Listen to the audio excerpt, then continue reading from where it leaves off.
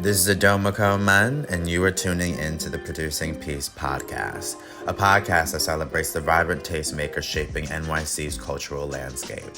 From artists to activists, we spotlight individuals driving positive change and shaping the future of our city.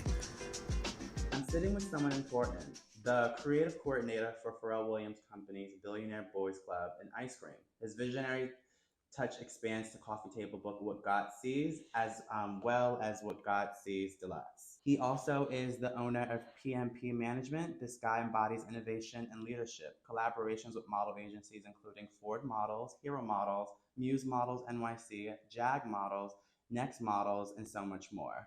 His influence has reached the industry. I'm sitting with a cool guy today, Mr. Stefen Pompée. How's it going? It's going good. Thank you for the intro, Domiko. Yeah, I feel it's important to like let people know who I'm sitting with. But I first we have like so much history, and one reason why I wanted to sit with you today is because I feel like we have so much in common.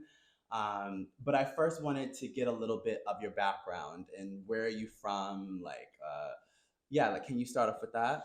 For sure, yeah. I was born in Manhattan, Mount Sinai, and raised in the Bronx. I've been in the Bronx pretty much my whole life up until about 2 years ago.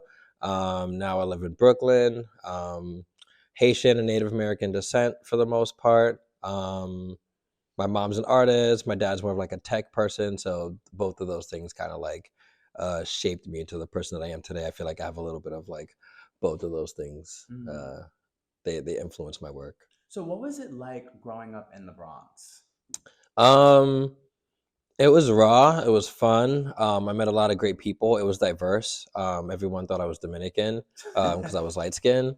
But yeah, I mean, it was cool. Like I was a very shy, happy kid. So like it was a interesting environment for me to like get accustomed to because the Bronx back then, like the early '90s, was like a little bit more like rough, a little more rugged. And I went to Catholic school, so I grew up a little, I guess I would say a little more privileged and protected. And then when I got into high school, I went to LaGuardia, and that was like a big like shift because in Catholic school I was there for 8 years actually. So Did you go to Catholic school in the city? I went to Catholic school in the Bronx. It was called Christ the King. Okay. It was just like 2 minutes from my house. So like I would always go right there and come right back home for the most part. Was it like co-ed or all boys? Co-ed. Okay. Yeah. Right, cool. And then I mean was there like a point because you're Haitian and Native American, was there any like practices like at home to those like cultural backgrounds? Truthfully, not to put my parents out there, but no. Not necessarily. I would be like, so my mom's side is Haitian, so when I went to like our like family events and stuff like that, I did get a little bit of that Haitian side, but my mom was born and raised in Brooklyn, so she was just like a very Brooklyn person. And my dad, he has like the Native American side, but he was born and raised in Harlem, so I was really just like the product of like a Harlem person and a Brooklyn person. Did you ever go to Haiti at any point? No, I've not been to Haiti. As I got older, I wanted to go. I still have some family out there, but as you know, there's a lot of things going on there. And I mean, even recently I checked and they were just like, now is not the time to go. So yeah, all like literally every Haitian person I meet, first of all, you guys are all so beautiful. And literally every time I meet a Haitian person and I talk about it, they're like, this is not the time. Like, so I'm always just learning. But was there ever a time when you spent in Harlem or were you a full blown Bronx kid? I was a full blown Bronx kid. I was not going to Brooklyn. I was not going to Harlem. My brother did live in Harlem, so like I would say like, I went there a couple of times, but I wasn't hanging out in Harlem. Most of my time was spent, honestly, like at a friend's house, or like I would go to 161, the courthouse, and we have some mutual friends that that we know would hang out there. But like 161st Street was like that raised me. Like I was like a product of that. That's what I wanted to get to next. How did you end up? Because I grew up in the Bronx as well for a portion of my life, and I didn't know about 161 until our mutual friend Sophia told me about 161. So how did you make your way there? And because I don't like the idea of stereotypes or but you know, skaters in the Bronx, like Mm-hmm. that's not like a narrative you hear every day. Yeah. So how did you discover that community in the Bronx? So I got my first skateboard for my birthday when I was 10 years old. I think my mom got it for me, or a friend of mine got it. And I was just like skating around, I would just tell my mom like, hey, like I want to go around. And I don't know where she brought me to. I can't remember the first place. Actually, yes, Riverside Park. So like we did go, like that was like a little bit of like Harlem, I guess, or like what is that, Upper West Side? No, Upper East Side. Like near Sugar Hill? Yeah. So like there was like Riverside Park over there. I hope I'm getting that right. I'm very terrible with geography sometimes. But after she took me there, I was like, okay, I need to be like somewhere a little bit closer. So, I was born and raised on the concourse, not too far from 161. So I also had a friend in elementary school. His name was Matthew, and me and him were like super tight. Both like one of the shorter kids in school, which is funny. Is Matthew the kid? Because I was trying to talk about it to our friend Chris Martin, because I recently Hmm. saw him, and I'm not sure if Matthew was a skate kid who like got all these sponsorships and stuff like that. That was George. Okay. So George is like one of the closest homies, and he like had a lot of sponsors. Matthew, I don't know if Matthew ever had sponsors, but like he was always super good. And when we were younger, we were very competitive, and like he was one of those people that drove me to get better, because he was like the only person I was skating with at one point. Like it would just be me and him, like in the Bronx, like these two short, cute looking kids in like this like tough neighborhood. And then like he lived on 167th, and I was around 170th. And because we were so close, we would just skate areas over there. And I don't fully remember, but I just feel like at some point we got to 161, and I was like, oh, here's like a skate park. It was Mullally Skate Park. And from there, like that was like my everyday place. Like every time I went to go skate, I was going to Mullally Skate Park on 161st Street. What was that community already established, or do you feel like you and a few other people began to establish that community? I was definitely one of the younger people. So when I got there, we had like Solomon, David, Alex. There were two guys named Alex actually. Mike, which Sophie knows, a couple of other people, and you know some of these people as well. So these guys are like just a few years older than me, but they were already skateboarding and they were like good. So like me and Matthew, like we were like younger, and then like George came. He's also like a little bit older, but like he was kind of more like in my generation. Like I would skate like with George and Matthew a lot. So yeah, it was already established, and then you have like people like Angel Fonseca, Olu Stanley. Like these guys are like even older than like my like older brothers. So like there was a skate scene there, but like me, George, Matthew, like we were kind of like the newer, younger kids. So we had people to look up to and kind of teach us. So we were actually progressing like pretty quickly because of them. Wait, so is this community still present in the area in 0161? I mean, in general, like skateboarding is like blown up. Like, so yeah, we So have it's like way different we now. have like a bunch of skate parks now. Like there are kids like coming out of the Bronx that are super good. I used to skate with this kid, Tyshawn, who's a man now.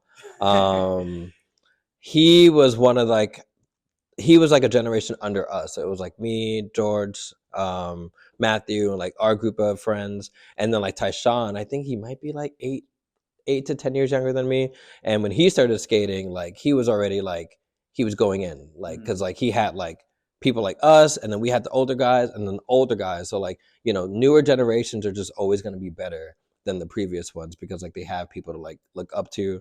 And he was just like a determined person. Like he's 2 time skater of the year. So like Oh wow. this is like one of like the top, if not, I think this is like the actual like top thing that you can win as far as like raw skateboarding, and he's won that twice actually. So yeah, like the Bronx skate scene has like blown up to a like, I mean, we never even saw it coming like that. Like we just thought we were like skating, and like it was like normal, like fun, like maybe going pro. And then you have kids like pro, and like it's known that they're like really good and better than a lot of the people that like are their competitors, respectfully. Wow. Wait, so then if you've been what sparked your interest what sparked your interest I can't speak this morning. What sparked your interest in going to LaGuardia then? So my mom was an artist. She was an illustrator, and she always drew these Egyptian style portraits. Like the very flat, like profile kind of portraits. And she like would incorporate like paint and like sequin and stuff like that, and that inspired me. So like one of my biggest inspirations in illustration when I was younger was Dragon Ball Z. So I was always drawing Dragon Ball Z characters, Sailor Moon sometimes, stuff like that, like cute stuff. And then I did 8 years in elementary school, and then I was like, I want to do like art now. Like I didn't want to continue to like do like a religious school or a Catholic school. Like not that I got rid of the practice at home, but I just wanted to like get out of the Bronx because I almost went to Cardinal Hayes, which is in the Bronx. Yeah. For all the boys. That was an all boys school, and I was like, no, like I want to like do art, and I kind of like I'm on to the next chapter of my life. So me and Matthew went to LaGuardia High School, and again, like that, this was like an ongoing like best friend competition. So like he was also an artist. He still is an artist. Like he's super talented. So like me and him were both skaters in elementary school, and then we both got into LaGuardia, and that's kind of how that started. What did you study in LaGuardia? Fine arts. Okay, cool. And then so was there a point like once you got to LaGuardia, you was like, I'm done with the Bronx. You was going back and forth skating in the Bronx and then skating in the city. Let's see. I had a strict mom, so I was still like not skating super late, even like in the beginning of high school. I graduated high school at 17, so I started high school at like 13, so I was still pretty young. So I was still doing a lot of my skateboarding in the Bronx, but like because I'm in the city now, like I was going there a little bit more, but again, it was like different. There weren't as many skate parks like back then. Like it was just a lot different. So like we weren't going to skate parks. We were going to just skate spots, just like in the street until like somebody would kick us out or something. So like city domination. Yeah, like now it's like you can go to like I think there's like maybe like 5, 6, 7, 8 skate parks in the Bronx or something. Back then it was Mulally's. Wow. And then I think I don't remember when Throgs Neck was made, but like there's a Throgs Neck skate park which is like on the other side, but like it just wasn't as accessible as it is now. Like this is like again like early 90s like Bronx. Like it's not like it wasn't prevalent like that. So then like because this whole time before even doing this conversation, I thought that you went to school with one of our closest friends, Sophia. Yeah. But then like discovering you went to LaGuardia. So how did you guys meet? Was it at 6-1 or we met at 161 through some of the mutual friends, and I think it was like Mullally Skate Park, and at some point River Skate Park was made, which was like 2 blocks down. Still the Yankee Stadium area. Oh, and the Courthouse. Courthouse is a legendary like skate spot. She would go there like all the time and talk about these stories, and I maybe went there twice, and as she would go with Rachel, who you guys were close, and then that's how you and I met. But it's funny because the way how we met, I think we didn't like each other because like we like were kind of the same in certain ways. Yeah. Can you explain what you thought of me when you first met me?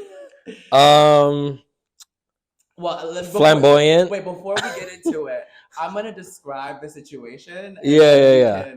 So my first memory of meeting you was I don't remember much. I just remember what you were wearing in the whole situation. Really? Yes. Was this at Sophie's house? It was at Sophie's house. Okay, yeah. And we were in the basement, and it was like because Sophia and Rachel would talk about you all the time because you and Rachel were in the situation, and like it was like a back and forth situation. And I remember I didn't really know you. And so younger me, which that's why I'm so glad to be sitting with you, is just I'm always so inquisitive. And I was asking you questions during the wrongest time. Yeah. I think yeah. And so what happened was I don't want to like tell your business, but like we were in the basement. You can say it. I don't care. Okay, so we were in the basement, and you were going through the haze, is what I would say. Yeah. And I remember you was in a white shirt. I remember where you were sitting, and I just remember asking you questions. And this happened to me maybe like twice, and I think I've learned my lesson.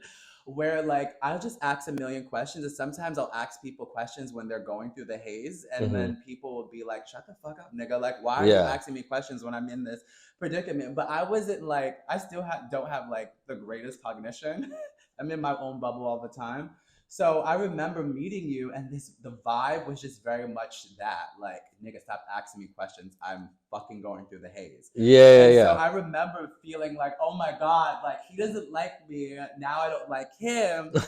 And then for a while we didn't speak. And then I don't remember what it was, but like it was just something. I think maybe like you started entering photography, which we'll get into. And then like I started seeing you around again, and I feel like our energies was different. But can you explain your side? Honestly, like flamboyance in a sense of like a lot of like just like energy. Like you said, it was a lot of energy, and I'm still chill, but I was a very chill person. And like even then, it's like again, I'm in Catholic school for 8 years. Like everybody was very strict and very chill, like one certain way, and like you were like totally different than like most of those people. And again, like you like showing up and asking a million questions that are like potentially personal and like questions I maybe didn't want to answer. I was probably just like, yeah, this nigga's annoying as hell. I was like, what the hell? And I met a lot of people like that around that time that were just like a lot of questions, like very like heavy, and like you weren't mean, but I was just kind of like, yo, like chill out. But I don't even think I ever said that. I just gave off the energy. I was just like why is he asking me so many questions? And so now we're here where I'm asking you questions, but so thank you for giving me this. Yeah, because you gave me a heads up. And so, but then I think the next memory I have, because one thing that you and I have in common is that we do photography. You've been doing photography on a whole different scale, which I respect. And I feel like what I remember after that was that like Sophia and you, like I went to Fashion Week, and then I saw you and Sophia at Fashion Week. And I remember we were at the press pit. And I think that's like when like I was like, okay, like it's not so bad. And I don't know, because we're so similar. Like we're both Libras. Can you talk about being a Libra for a second? What does that feel like? Before we continue with our conversation, here's a clip from the film Peace. You ride.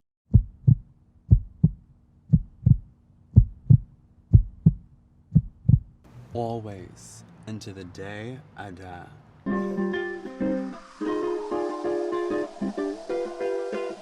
That's funny. The biggest smile comes on. I don't know, man. I like being a Libra. I hear like we're very like, the whole balance thing. Like I feel like I'm a very balanced person. It's hard to like pick sides. I can be very like definitive and pick a side, but like often I'm just kind of like trying to weigh both options and like be in the middle and keep things chill, like a good common ground. So would you say you want world peace?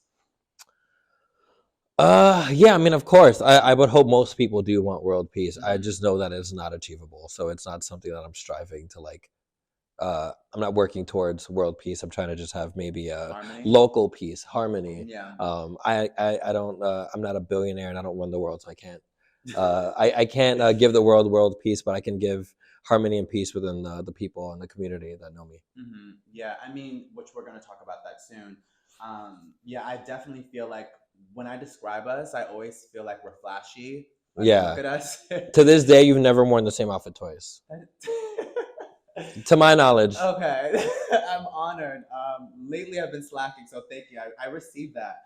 I received that because lately life has been lifing. Yeah. But, I want to go back to the photography. So when did you start getting into photography? Because there was just a moment, which I remember, like, I think this was before the Fashion Week moment, where I was just like, at that moment where we weren't, vibing. And I was like, Sophia, which she still has your photo as her, like, Instagram photo. I don't know if that's a long time. Yeah, it's a long time. And before it was me.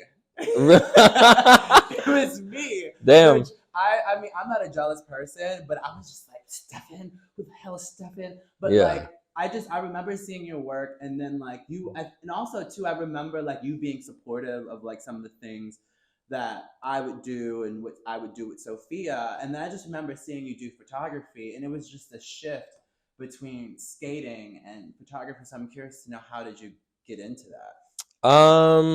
I got a camera from a friend, Benny, who is Baker, as you know. Oh, wow. And he was doing event photography at this place called Fat Buddha. And I was introduced to Fat Buddha through David Morales, which is one of the people that I met at the skate park in the Bronx. So again, a lot of connections there. So I had this camera and I was just like taking photos and stuff. And I was like, hey, like, do you ever use manual? And he's like, no, auto, flash, boom. And what interested me is like trying to use like this thing like in manual mode. And I think that's like, you know, the artistic side is my mom, and then like the dorky tech side is my dad. So I'm like, oh, I want to learn how to use this thing manual. So like I was just using this camera that Benny pretty much like gave me, never asked for it back to my knowledge. And I worked at a skate shop around that time, probably like a couple years after, but I started working at a skate shop and we had all these clothes and I'm like, oh, like I want to try photography a little bit more.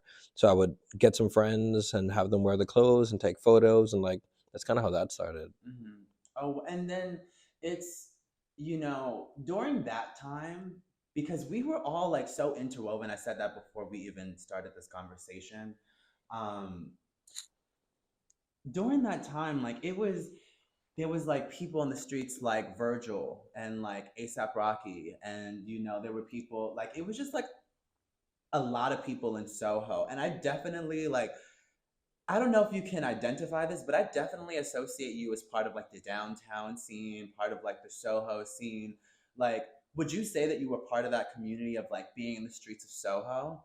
I was definitely in the streets, but I would say like those guys, because they were also like a little bit older and more into fashion. Mhm. I wasn't into fashion at that time. Mhm. I'm still like not fully into fashion. Like I've always just kind of been like an artist and like just kind of doing my own thing. Even though I worked at a skate shop in Soho, again, it's not really fashion. It's still like more skate. And it wasn't until like I met people like Benny and then Jonathan Rochette, who's also a musician and an artist as well. I met these types of people, and I met Lucas Sabat at the skate shop as well. And like I was aware of like these people, but I still wasn't like really intertwined in that. Like I was still very like very much like I'm skateboarding and I'm taking photos.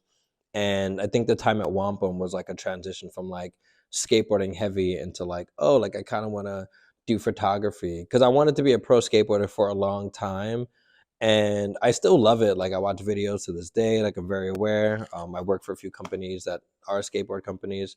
But I think the artistic side just kind of like my passion kind of shifted towards that.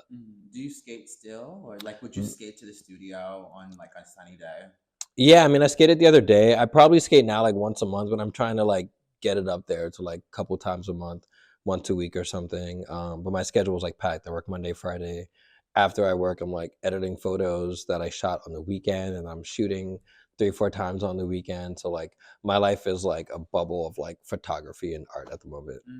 And then so it's such a full circle moment because me and Benny were talking about it, and you know, you went from Bronx boy, uptown skater to then downtown, you know, skater and being in the community downtown.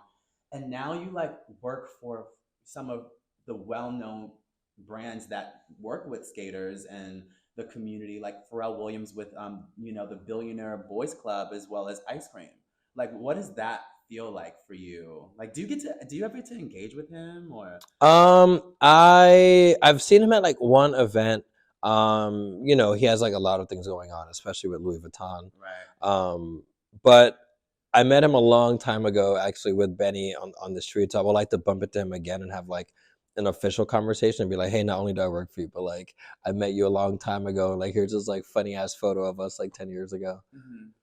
Yeah, I mean, like, it's such a full circle moment. I find myself lately, like, being around people who are not from here because the city has just expanded as we get older. Would you say, like, this, like, the time since then and now has changed? Like, the city has, like, a whole different energy? 100%. I mean, like before, like you would meet people like I refer to a lot of skateboarding. Like skateboarding is like a big reference point. Back then, when you heard a skateboarder going down the street, you would look over and like I knew who that was. You know, it was a very small community. Now it's like I have no idea who anybody is. There's a million people. Wow. Same at events. Like you would go to events and it's the same kind of group of people.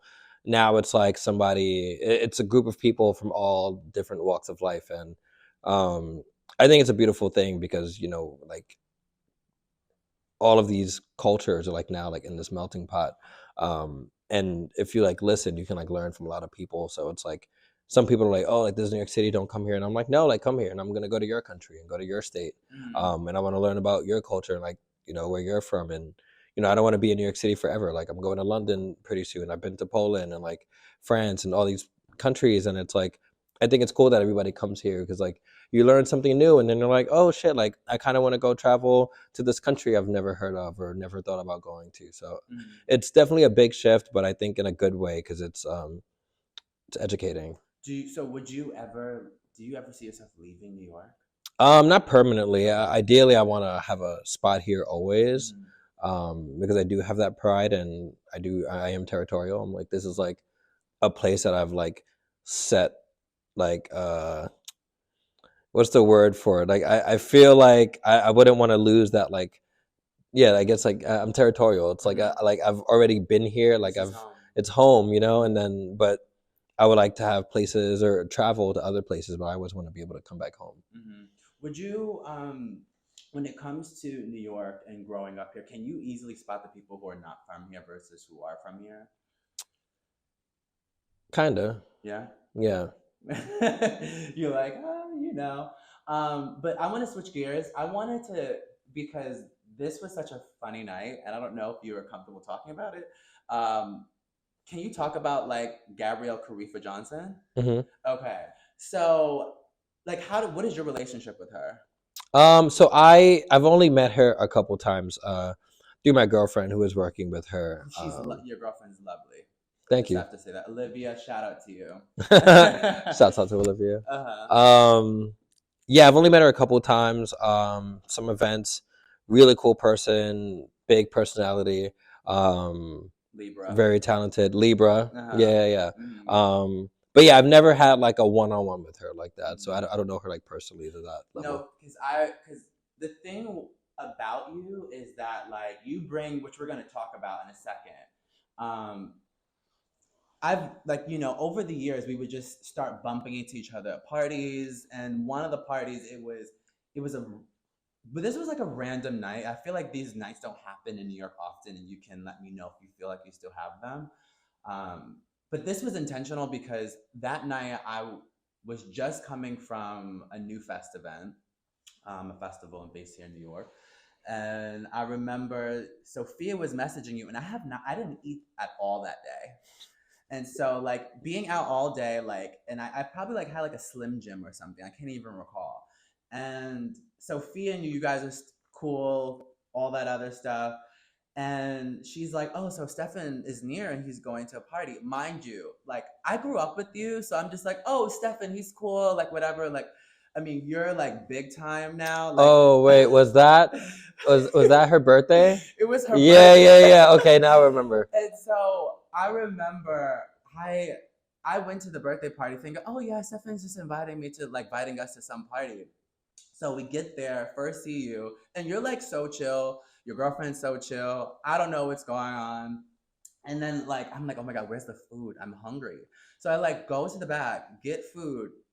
And then, you know, Gabriella comes up to me and she's like, who are you? What are you doing here? And I'm just like, I didn't know that happened. I'm sorry. So that's why I'm walking you through it. And I'm just like, Stefen invited me. Yeah. Oh my God. That's so funny. And this, I don't know. At some point, I think like Olivia or you might have said something like, oh yeah, he's cool. Yeah. And then she, mind you, I didn't know who she was at the time. Yeah. So I didn't know it was her birthday party. Yeah. You're crashing her birthday. Yeah. So, and then like, so I remember he was like, and then she was like, it's my birthday. And I'm like, so I then go into like, oh my God, I'm so sorry. Can I Venmo you some money? And she's like, no, it's okay. I'm like, can I please Venmo you some money? It's your birthday, you know, because one thing I don't know about me, like me as a Libra, like I feel like I'm also like a cheerleader. Like I'm gonna be like, yes. Of course, yeah. You know, so I'm like, oh my God, like, can I Venmo you some money? And then she was like, no, it's okay. And then like and mind you, like I was at that point, I had one burger, but I was also drinking because there were drinks going around. It was crowded. And so at that moment, I was like, the spirits have hit me, if you will. Yeah. And like I was just so loopy from the spirits, and like literally like I'm saying this to her, and then like she's like, it's okay. And then I turn around, I'm with Sophia, I'm with you, and then I notice Z-Way is there. And I'm like, what the hell is going on? And so Z-Way and I are going back and forth about like jollof rice. Mm-hmm. And then I remember you told me, you was like, oh yeah, like Uzi Vert. Did you meet him or did you speak to him that night? Or? Yeah, a little bit. And so I remember you was like, oh yeah, he's here, like, and I'm just like, what the fuck is going on? Yeah, you're like, whose birthday is this? Right. And so then I go home and I decide to like Google, because I think you might have sent me a flyer. So I Googled the girl's name. Mm-hmm. I'm like, oh my God, she's like an editor at Vogue. And I'm like, I feel so embarrassed. And like, I mean, I should have probably even telling the story now, but whatever. And so I feel like nights like that don't happen often anymore. Yeah. I feel like, you would, like even that night was intentional because you invited us to that. Like, yeah. But it was like in such an open space.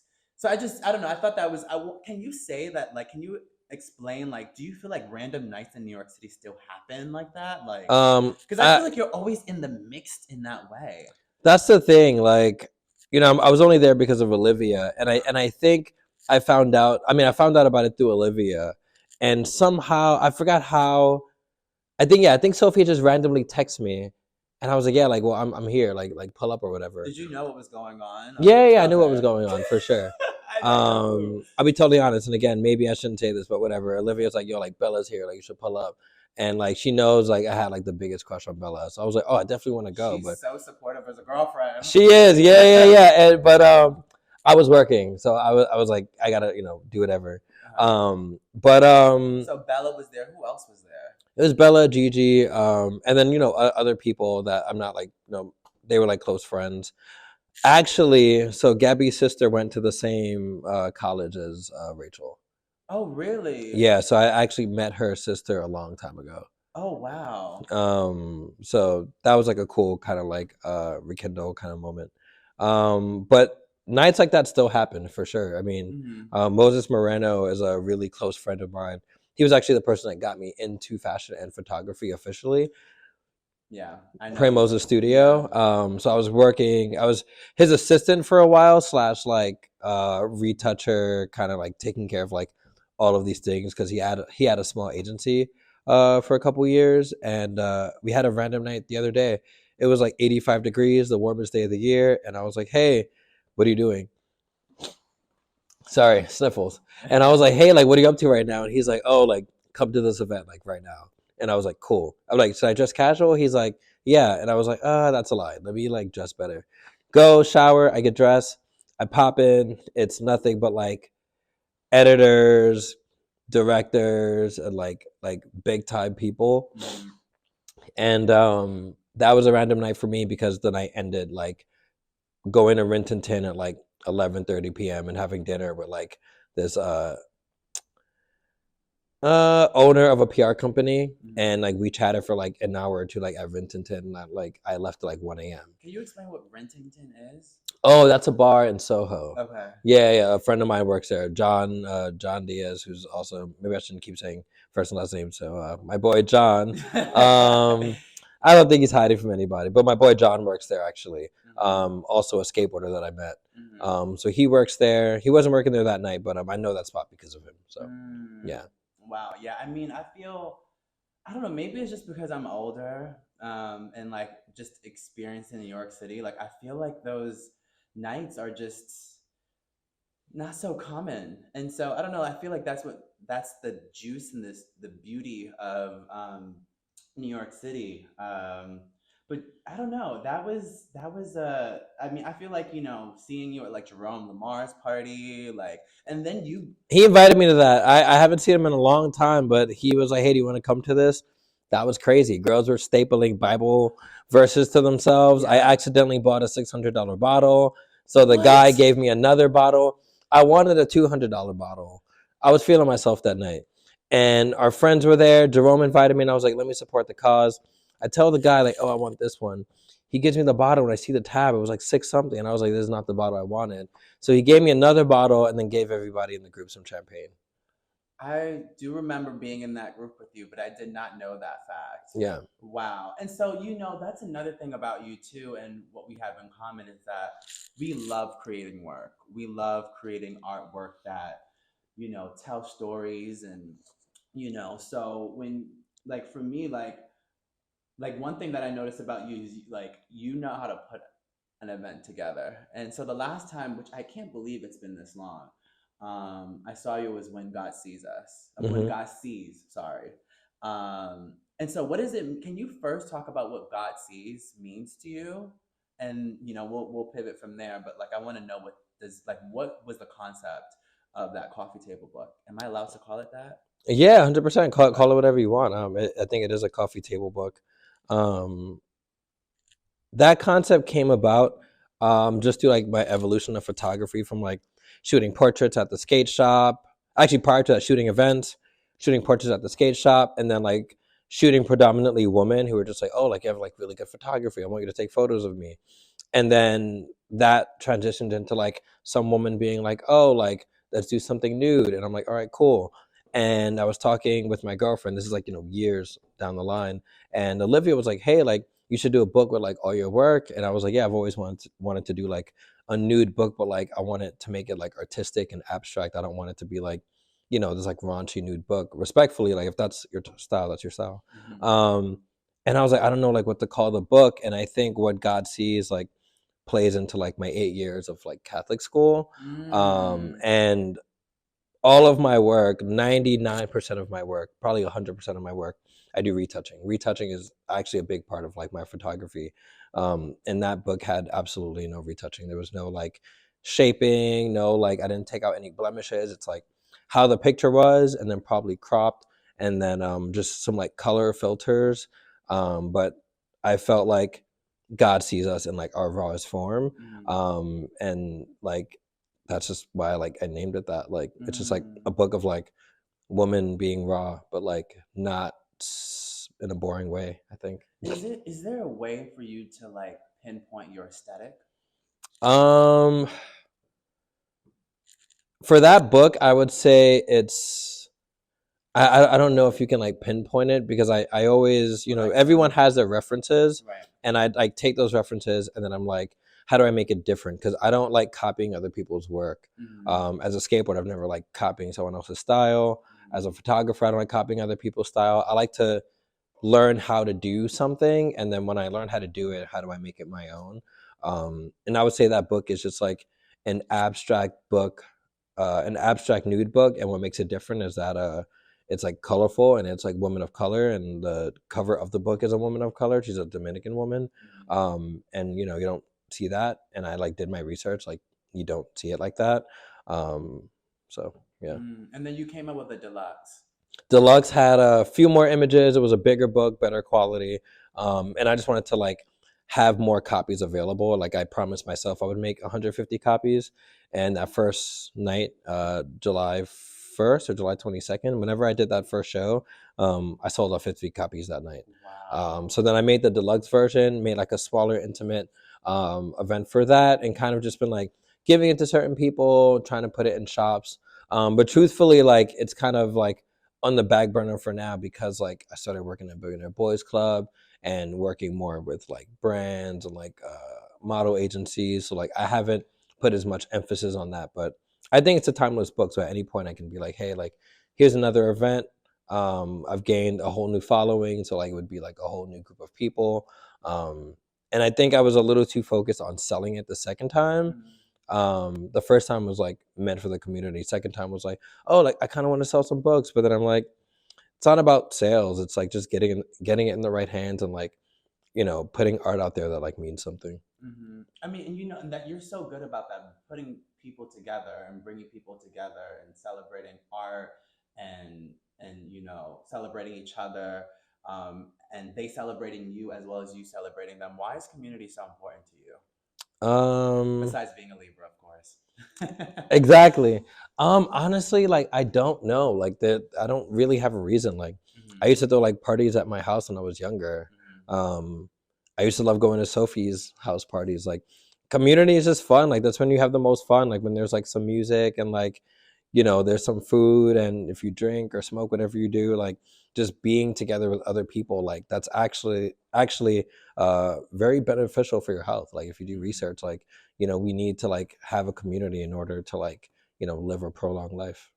And then with what God sees, you worked with. Were any of them part of your agency? Because you also run a mother agency. Yeah, there were a few girls that were on the agency. I think at this point there's only one girl that's still on the agency. The other girls like moved on. Like everyone does different things. Like one girl like has a child, another girl's like a fashion stylist, another girl's like more like into acting. You also had a guy. You had Niall. Niall was on my agency. I had Tristan. I had Jonathan Rochettes. I had a few guys on my agency as well. Yeah. What was that like, putting together an agency? I did that like on a whim. Somebody said I should do it, and I thought about it, and I was like, "Hey, I'll try it." And how has it been going? First 2 years it was a learning process, and then COVID hit 2020.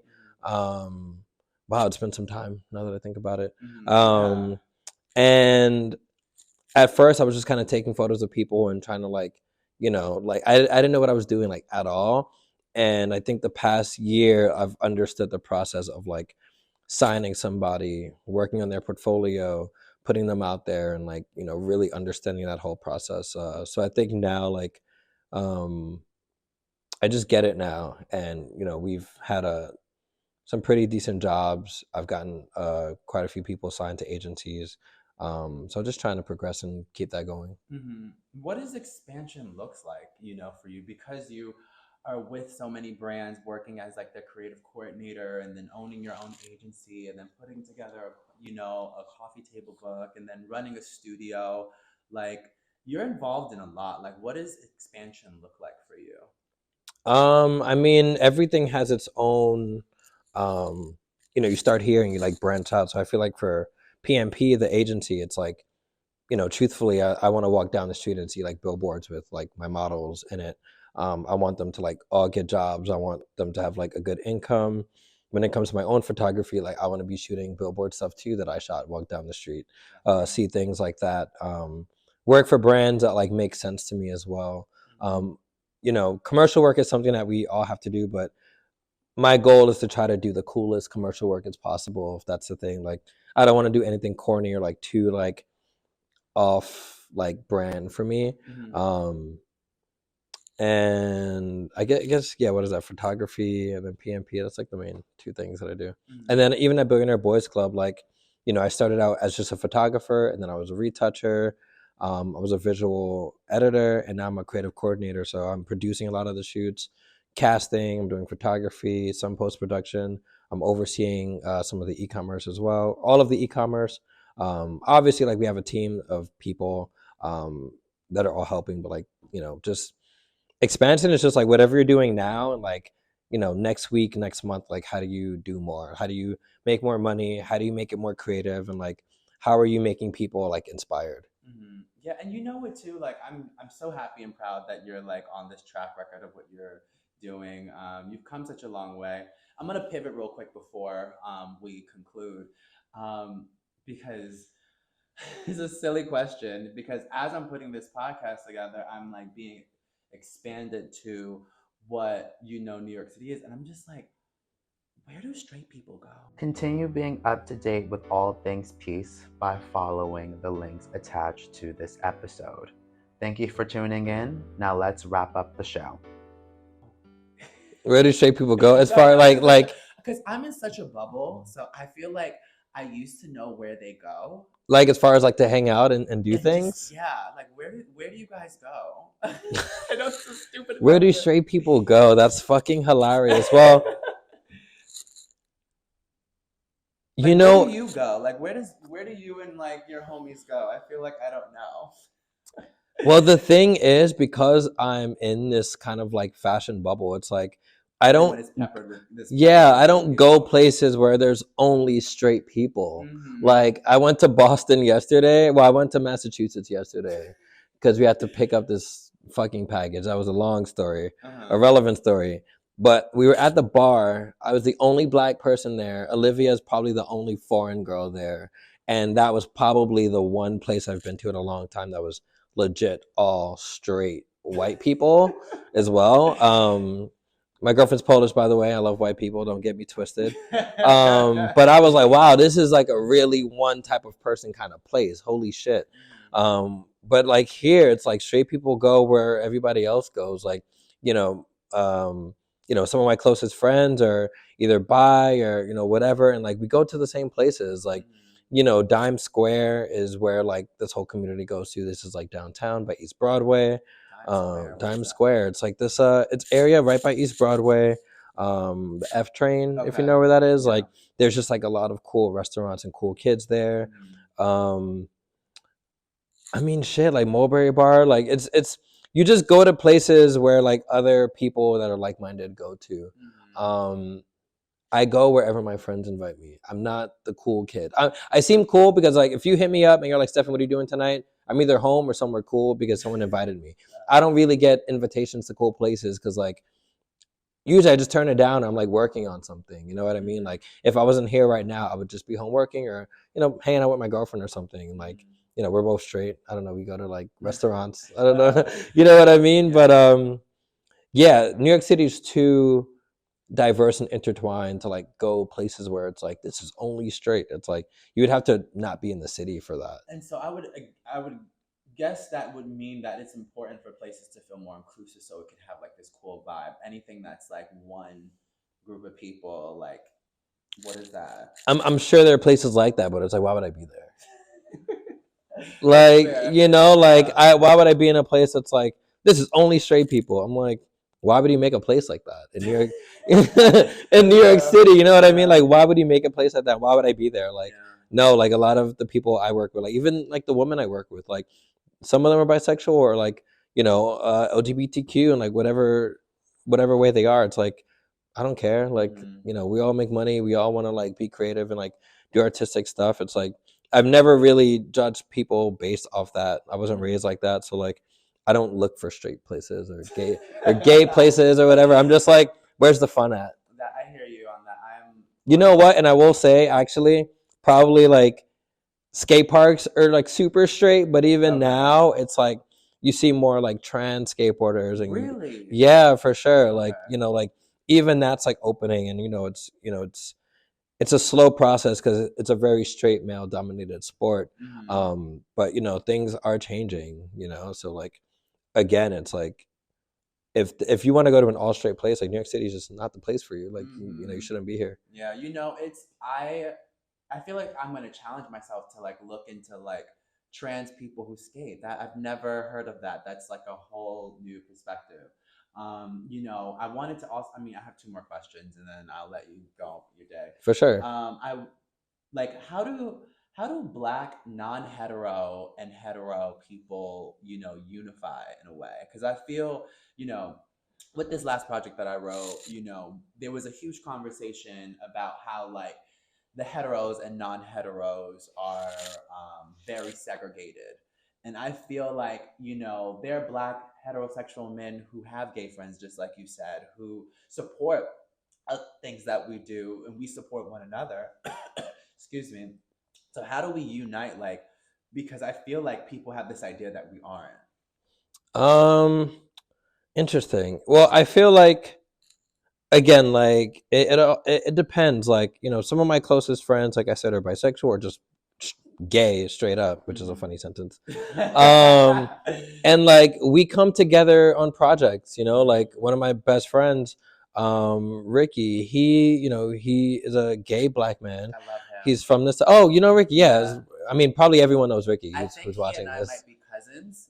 No, I'm so serious because his family is from a small town that my family's from, and his last name is Davis, and my family's really? Yeah, like literally, it's a town of like 2,500 people, and yeah. I was like, your family is not from Collinsville, Alabama, and your last name is Davis. Like, we probably might be related. And he's like, we actually might be related. So I'm like, for now, he's my cousin. But like, so anyways, he was saying. Oh, that's actually really funny. But he's like one of my best friends. And like, I would say how we became closer was through my friend Moses, who is also a fluid person. And Moses has introduced me to a lot of people that were out of like my friend zone, like of straight males, I would say. And like Ricky has always just been like one of the biggest supporters. Like he's always been like, hey, like I'm producing a job, I want you to shoot for this. He's gotten me like some really, really amazing work. And like, you know, that's how we came together, like just through work. Like that's the thing. It's like, you know, through production, like how, you know, like Chris Martin and Raymundo and Sophie. It's like, you know, we are all like on these projects together, and like you just get closer with the people who have similar interests to you. So me and Ricky, it's like our interests are both like producing and photography and art, and you know, we work together, and you know, we're friends, and you know, whenever there's a project I can put him on, I do. Whenever there's a project he could put me on, he does that. I don't necessarily feel like there's a big segregation, but I will say a straight black dude and a gay black dude are not going to the same bar to Really? like find people, you know what I mean? That makes You know what I sense. mean? So Yeah. like that makes sense. It's like I feel like the gay community goes to certain places because they're like, I'm comfortable here and I can comfortably go up to this guy, and I know like he's here for a certain reason. Whereas like you wouldn't want to go to a bar and everyone there is straight, because you're not going to enjoy it as much and you're not going to get what you want out of it. So I feel like in the dating scene, it's probably segregated, obviously. But when it comes to like the art scene, it's not really segregated. It's like, you know, we're always gonna like intertwine at some point. You've talked, because I feel like it's important to mention him because you've mentioned him a few times. Moses, like, what does he mean to you, in terms of your relationship with him? Moses is like honestly like big brother. Like I mean, I was working at a bagel shop when I met him, and I met him through a mutual friend that worked at FedEx, and he was like the person who was like, he was pretty much, I met him, he was like, send me a resume. I never sent it to him. Saw him 2 weeks later in the street when I was delivering bagels. He's like, hey, you never emailed me. I was like, oh shit, like whatever. Googled his name, and the first thing I saw was Rolling Stones with Bruno Mars, and I was like, oh, like he works on really big projects. I need to like get cool with this guy. So I started interning for him, quit the bagel shop, and 4 years later, I'm like working on all these cool projects with like Columbia Records, Married to the Mob, Republic Records. Wait, did you do that shoot with Lana Bloom too? Was that? Yeah, I was on that shoot as well. Small world. Yeah, so like that's the thing. Like he introduced me to like all these places, and that random night I was talking about recently, like that was him. And like, you know, I was at home, I text him, he's like, come through, and I'm like meeting all of these like directors and editors, and like he's always just been like that guy who has all of these like plugs and connects, and he doesn't fuck with a lot of people. Like he's very friendly and he likes a lot of people, but for some reason he's always been like, yo, like you can always come with me no matter what. So like really he's like a big brother to me for sure. I love that. Yeah. I'm gonna conclude with my final question. What does producing peace look like for you? I think it's just realizing that we're all going to be different, and you don't have to agree with people you don't have to agree with people, like period. You just put a period after that. It's like, if you are gay, if you like art, if you like skateboarding, if you like tech, like whatever you do, it's like, it's just accepting that people like different things and realizing it has absolutely nothing to do with you. Because I think a lot of what's causing disruption is that, like, you know, I just literally don't understand. I can't fathom why like people would care so much about what somebody else is doing with their life. Like, why does that upset you? Like, if it really upsets you, then like go somewhere else, or like stop watching it, or stop being a part of it. Peace is just kind of like being in harmony. It's like realizing like everyone is playing their part in this world, and like let them play their part and you play your part. And I think that's harmony. Thank you for sharing that, and I definitely received that. Please let the people know where they can find you and your work. You can find me in New York City. Instagram, Pompée Raw, POMPEERAW.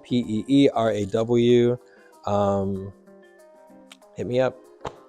Thank you, Stefen, for joining me on Producing Peace. Appreciate you. Thank you. Thank you, fam. Thank you, bro.